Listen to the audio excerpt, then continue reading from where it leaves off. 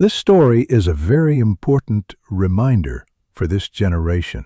Don't miss it. In the narrow lanes of Khulna city, nestled between aging buildings and tea stalls, lived a boy named Ashik, the son of a modest schoolmaster. His father, Master Rahim, was a respected man, but his earnings barely fed the family of five.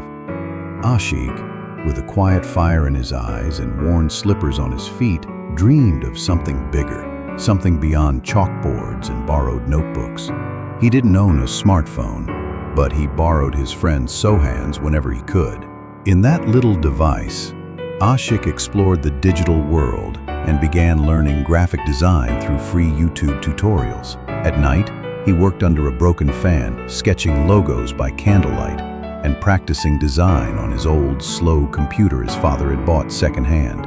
That's when he met Nishat, a girl from a wealthy family, studying at the city's top college. She had shiny sandals, an iPhone, and a voice like a soft breeze.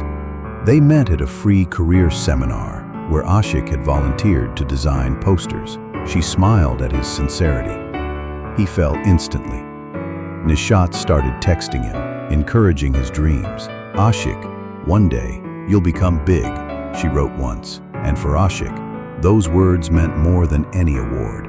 She called him her inspiration, and in her presence, Ashik began to dream of not just success, but love, luxury, and companionship. He started skipping meals to save money for gifts, bought her a wristwatch on her birthday, 1,200 rupees, which meant fasting for a week. He started freelancing on Fiverr with borrowed internet and no electricity for hours.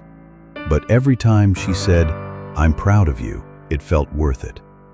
One afternoon, as he arrived at her coaching center to surprise her with roses, he saw her stepping out of a black car with another boy, handsome, stylish, and confident. They laughed, they held hands. Ashik froze. Later that evening, she messaged, "Ashik, you're amazing, but you're not the one for me. You're too good, please understand." Ashik didn't cry, he didn't beg, he just replied, "Thanks for the clarity." Then he turned off his phone and walked home in silence. For weeks, Ashik sank into a strange darkness. He worked less, smiled less, even his father noticed. "You look lost, my son," his father said one night. Ashik replied, "I thought love would be my fuel. It just burned me." His father gently said, "Then use that fire to light your future." Those words hit him like lightning. That night, Ashik made a decision, not to forget her, but to outgrow her. Ashik doubled down on his design career. He took free online courses on branding, marketing, and digital design. He learned how to talk to clients, how to create brand stories. His Fiverr profile improved. He built a Facebook page named Pixel Rise, Designs from the Heart, and shared his journey from heartbreak to hustle. One day, a foreign startup based in Singapore saw his work and offered him a long-term contract. Monthly pay, $2,000. Ashik looked at the screen, stunned. It was more than his father made in an entire year. He didn't celebrate. He just whispered, "Bismillah," and started working harder. In 2 years, Ashik moved from Fiverr to owning his digital agency, hired 5 local boys from Khulna, and rented a small office near Rupsha Bridge.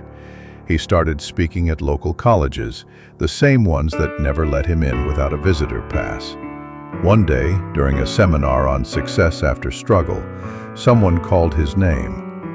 "Ashik, remember me?" He turned around. It was Nishat. Still beautiful, but different, like a memory from a past life.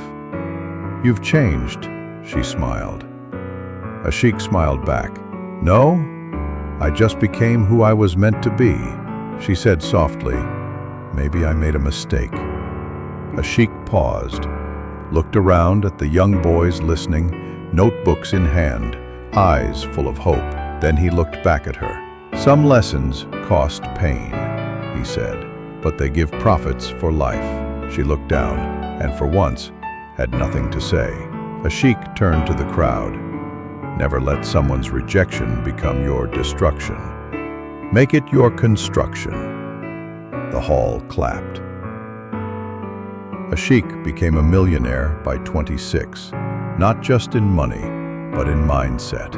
He funded local skill training programs, gave scholarships to underprivileged design students, and built a tech hub in Khulna called Inspire Tech. Whenever reporters asked about his success, he smiled and said, "A broken heart taught me what a strong mind can build." But he never badmouthed Nishat, never blamed her. He just used the memory as a stepping stone. He never dated recklessly again. He respected love, but he trusted actions, not just sweet words. Not all girls are the same, but not all are trustworthy either. A pretty smile can sometimes hide a selfish heart. A sheik's story isn't about hate, it's about healing, about how heartbreak is not the end, it's just a detour to something greater. You might be poor, you might be heartbroken, you might feel